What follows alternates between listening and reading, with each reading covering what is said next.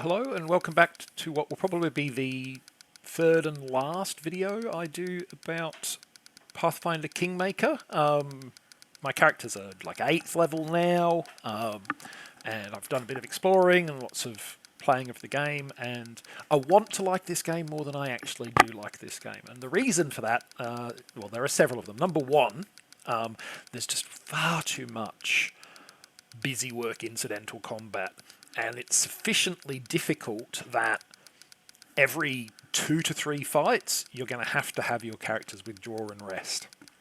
Which, if you've played Baldur's Gate, you might be thinking, and you just hit the rest button and it's all over. No, not in this game. As you will see, as we attempt to travel back to our headquarters here. We've kind of finished in the area we're in for a while. It tells us we need to go, basically we need to wait some time. So if I click on my capital to head back, actually I might head over here instead. It's closer to Oleg's trading post, which is kind of another kind of town of mine, if you like. Oh, there's Tradeguard, my village. We'll go visit Tradeguard, which is my village that I've set up there. So we click there, and it's going to tell us it'll take a day and 4 hours to travel. Now, this will show you both A, the problem with travel, which is incredibly tedious in this game, and B, the problem with resting. So off we go, and we're waiting, and we're waiting, and we're watching as we walk along the map. Isn't this exciting? So at some point, it's getting towards darkness. My guys have been traveling for 12 hours now. At some point fairly soon they're going to start complaining that they're fatigued. So okay, let's pause and camp. Okay, so we come into a new menu. Still looks like we can interact with this screen. We can't. Now we're going to need to I have got my guy in procure rations, which means we don't need rations, which does actually save us some time in game. But there's all of this management you can do about, your camping. You can set people to do different things.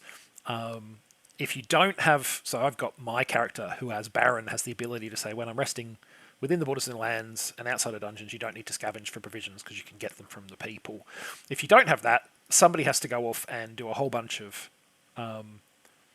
hunting, which I can now move this person off and give her something else to do. So, I mean, we'll put her on a watch, I guess, like that. So you can interfere with all this. But in any case, say you don't have to do that, it's now going to complain at me, even though we don't need food. In fact, it's not even going to allow us to begin resting, because even though apparently we have that, we have to do this. Now it will say begin resting. So, even though I don't need rations and they're not going to collect rations because I've got this going, I have to put somebody on collecting rations. Who knows why? I just do.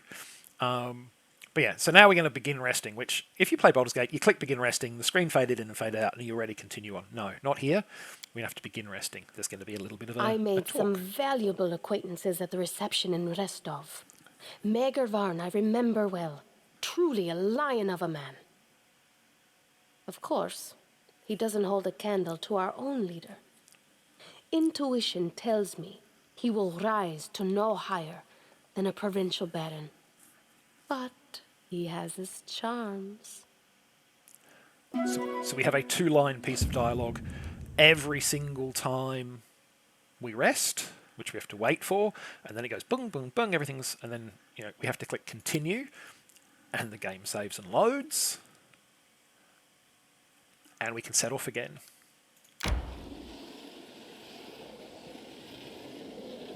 And all this time it's checking for the possibility of you running into some kind of resistance. So again, it's night time.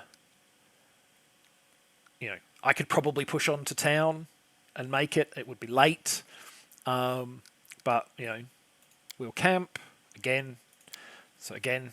Kaisi, what is that trick where you go into a portal and then appear again? I've never seen anything like it. It's a special magic trick I learned in my homeland. I traveled through the elemental plane to renew my strength.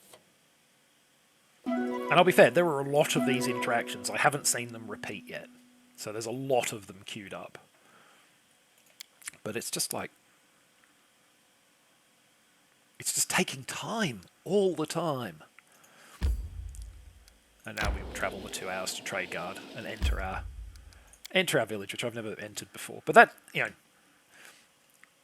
the game just makes this burden of time consumption on you all the time. Like every time, if you were playing this, I've cranked the difficulty way down just so that I don't have to kind of retreat after every 2 fights because I just don't take really very much damage. But if you were playing this at sort of normal difficulty and every 2-3 fights you were having to withdraw, I was just in a dungeon. I went through about 5 levels. There were 5 or 6 fights per level. So that's probably like do half a level, withdraw, do half a level, withdraw, do half a level, withdraw. And the fights got more difficult as I went in, so it would probably get worse as so you're pulling out all the time, and then resting. It's just such a time sink that the game is forcing you into for non-interactive gameplay. You're sitting watching a map, or you're sitting watching the resting screen do its calculations. It's I get this idea of trying to make it like realistic and immersive, but it doesn't make it immersive at all because it's completely non-interactive. The loyalty quest for Valerie, this character here, requires you to go and then watch her have a one-on-one duel with somebody else who is essentially a fighter type as well.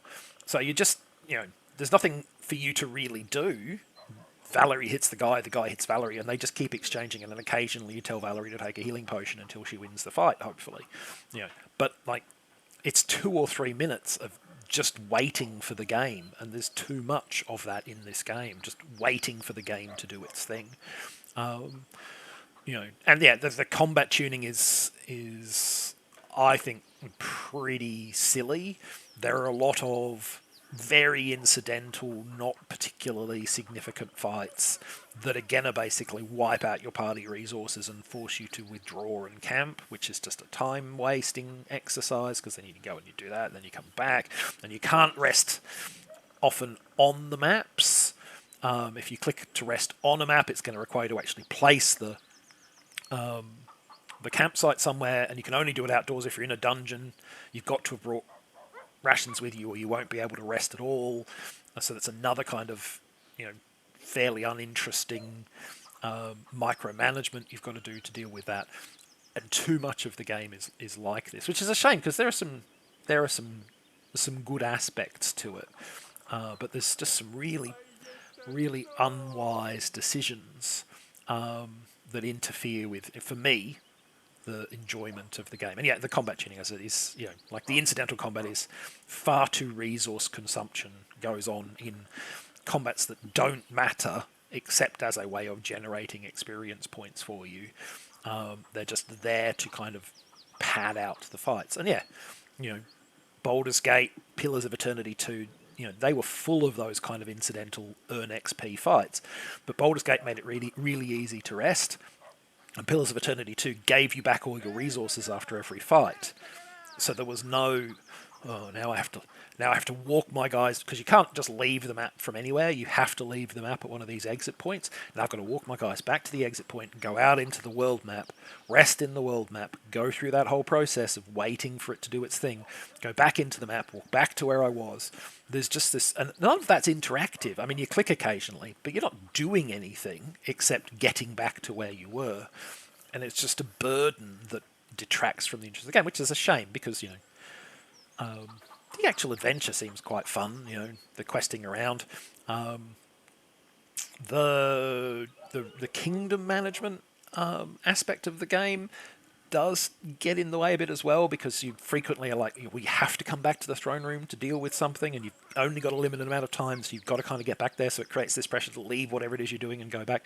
So there's a lot of that kind of thing where it's,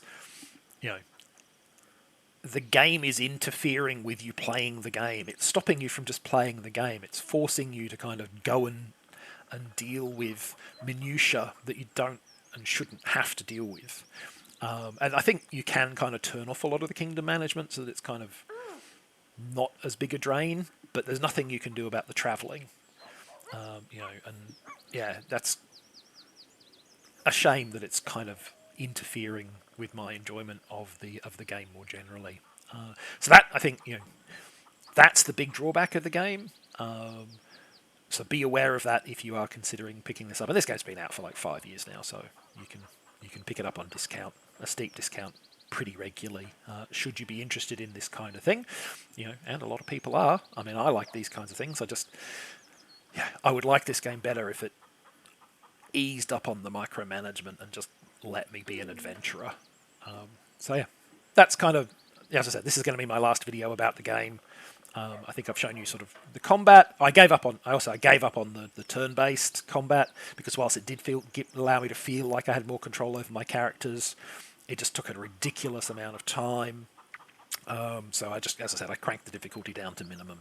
I just let my guys stand there and kill things because they basically take almost no damage from the guys they're fighting these days, and it just lets me get stuff done. I would play this on a more challenging difficulty setting if it was easier to get stuff done, but I don't want to be spending all my time retreating and resting up and then coming back and having a fight or two and then retreating and resting up. That's not engaging or interesting to do. So yeah, there are probably mods out there to make a lot of that stuff easier. I haven't looked into that. I don't generally play with a lot of mods, but that might be a way that you could address the problem. But yeah, I mean, the actual adventures, some of them are quite good fun. Some of the areas do just seem to be kind of like extraneous. They're just places you can go and kill something. Maybe a mission will pop up there eventually, but so far that's all that they seem to be. In any case, that's the last that I'm going to post about this game online. I will keep playing it because like the good bits are good, and as I said, I've now kind of turned the most egregiously time-wasting parts of the game off the best way I can, and I'll continue on from here. Thanks for watching. Catch you in the next one.